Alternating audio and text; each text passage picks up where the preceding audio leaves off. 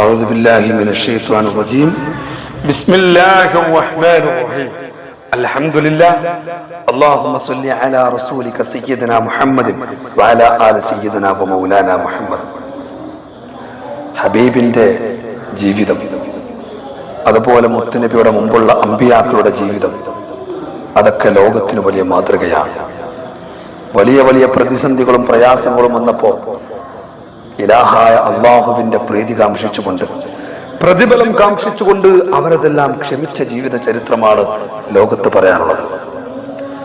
മഹാനായ അബി അബ്ദുറഹ്മാൻ അബ്ദുല്ലാഹി ഇബ്നു മസ്ഊദ് റളിയല്ലാഹു അൻഹുവിനെ തൊട്ട് റിപ്പോർട്ട് ചെയ്ത ഹദീസിലുണ്ട്, മഹാനവറുകൾ പറയാ, കഅന്നി അൻദുറു ഇലാ റസൂലില്ലാഹി സ്വല്ലല്ലാഹു അലൈഹി വസല്ലം, ഞാൻ മുത്തുനബിയിലേക്ക് നോക്കുമ്പോൾ യഹ്കി നബിയ്യം മിനൽ അംബിയാ, ഹബീബ് അംബിയാക്കളിൽ നിന്നുള്ള ഒരു നബിയുടെ ചരിത്രം പറയുന്നു.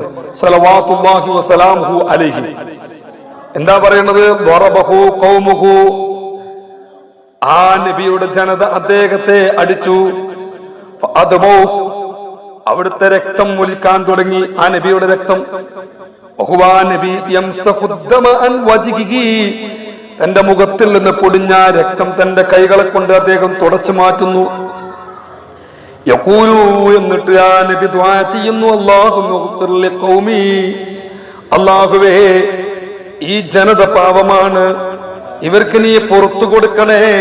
ഫഇന്നഹും ലാ യഅലമൂൻ, അവര് അറിവില്ലാത്തവരാണ് റബ്ബേ, അവർക്ക് നീ മാപ്പ് കൊടുക്കണേ എന്ന് ആ നബി ദുആ ചെയ്യുന്നതും ഞാൻ ദുആ ചെയ്യുന്നു എന്ന് നബി തങ്ങൾ സ്വഹാബികൾക്ക് ആ ചരിത്രം പറഞ്ഞു കൊടുക്കുന്നു.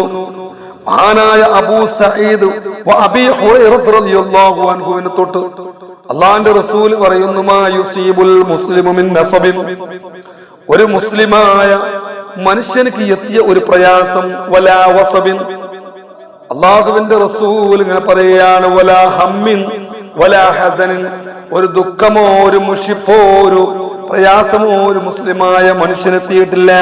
വലാദൻ വലാ ഹമ്മൻ, ഇതൊക്കെ ഒരേ മോഡലുള്ള ആശയമാണ്. ഒരു ബുദ്ധിമുട്ട് അല്ലെങ്കിൽ ഒരു ടെൻഷന് ഇതൊന്നും എത്തിയിട്ടില്ല. എത്രത്തോളം എന്ന് വെച്ചാൽ അവന്റെ കാലിൽ ഒരു മുള്ളു തറക്കുന്നത് വരെ. ഇല്ലാ കഫറല്ലാഹു ബിഹാ മിൻ ഖത്വായാഹു, അദ്ദേഹത്തിന്റെ പാപങ്ങൾ അത് കാരണം അള്ളാഹു പുറത്തു കൊടുത്തിട്ടല്ലാതെ ഇല്ല. ഇത് കാരണത്താൽ എന്താകുന്നു? അള്ളാഹു അവന്റെ പാപങ്ങൾ പുറത്തു കൊടുക്കുന്നു. വസബ് എന്ന് പറഞ്ഞ വാക്കിന്റെ അർത്ഥം അൽ മറദു എന്നർത്ഥം, രോഗം. അപ്പൊ ഒരാൾക്ക് രോഗം വന്നു, ടെൻഷൻ വന്നു, മുഷിപ്പ് വന്നു, കാലം ഒരു മുള്ളുകുത്തി, ഇതൊക്കെ അവനക്ക് എന്തുണ്ട്? അവന്റെ വിഷമങ്ങളുടെ ഘട്ടത്തിൽ അള്ളാഹു അവനക്ക് പാപങ്ങൾ പുറത്തു കൊടുക്കുന്നുണ്ട്. മഹാനായ ഇബ്നു മസ്ഊദ് റളിയല്ലാഹു അൻഹുവിനെ തൊട്ട് വീണ്ടും മഹാനവറുകൾ പറയുന്നു, ദഖൽതു അലാ റസൂലില്ലാഹ്, ഞാൻ അല്ലാഹുവിന്റെ റസൂലിന്റെ അരികിലേക്ക് പ്രവേശിച്ചു. വഹുവ യുഅഖു, മുത്തുനബി തങ്ങൾ ഇങ്ങനെ വിറക്കുന്നുണ്ട്. വഖുൽതു, നബിയോട് ചോദിച്ചു, യാ റസൂലല്ലാഹ്,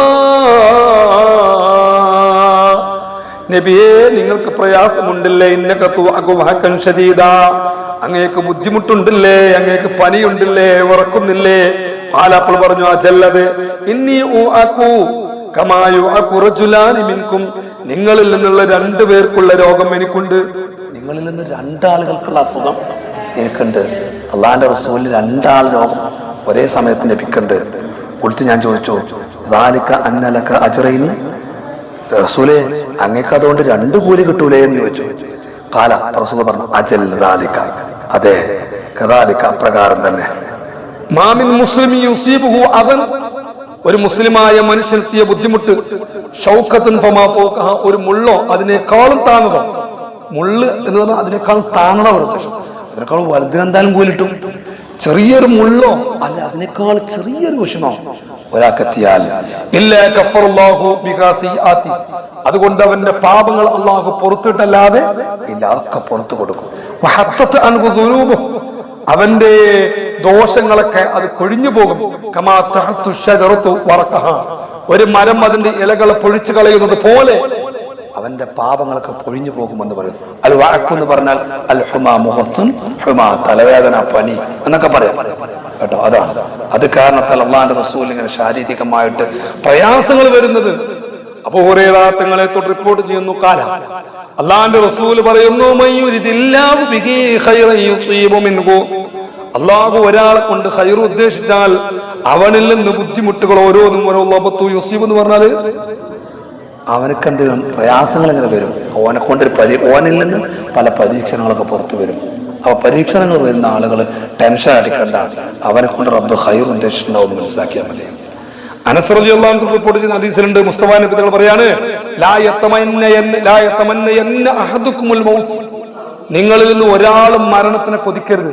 മരിച്ചു കിട്ടിയെങ്കിൽ എന്നാരും പറയരുത്. ഒരു പ്രയാസം കാരണത്താൽ അസാബഹു, ആ പ്രയാസം അവനെത്തി,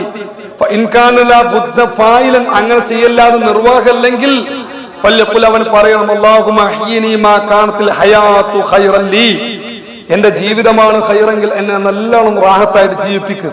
വതവഫനി, എന്റെ മരണമാണ് ഖൈറെങ്കിൽ ഇദാ കാനത്തിൽ വഫാതു ഖൈറൻ ലീ, എന്റെ മരണമാണ് ഖൈറെങ്കിൽ എന്നെ നല്ല റാഹത്തായിട്ട് ഈമാനോടുകൂടെ മരിപ്പിക്കുക.